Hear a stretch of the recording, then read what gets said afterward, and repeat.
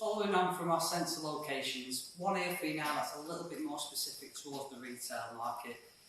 If you're a site or a retail company, should we say, that's got hundreds of sites, most retail environments tend to have quite basic strategies in place, and we'll have units, maybe something like this, where we've got gas-fired units in the ceiling space, or it might just be simply AC units dotted around. But again, sensor locations are absolutely important in this type of environment, especially for the fact that it will cost you a lot of money if you've got these units firing away or cooling down when they don't need to be. So sometimes with these type of sensors, again, in a retail environment, it could be anything that it's been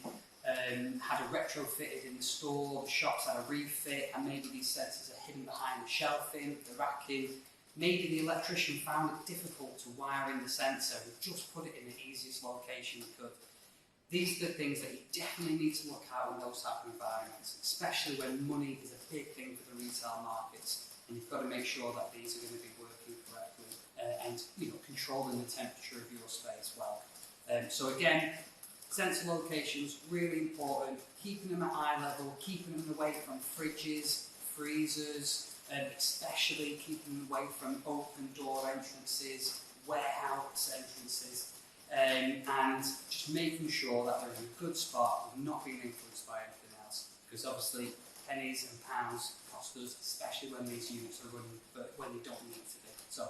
again guys, keep a lookout in the retail industry for sensor locations.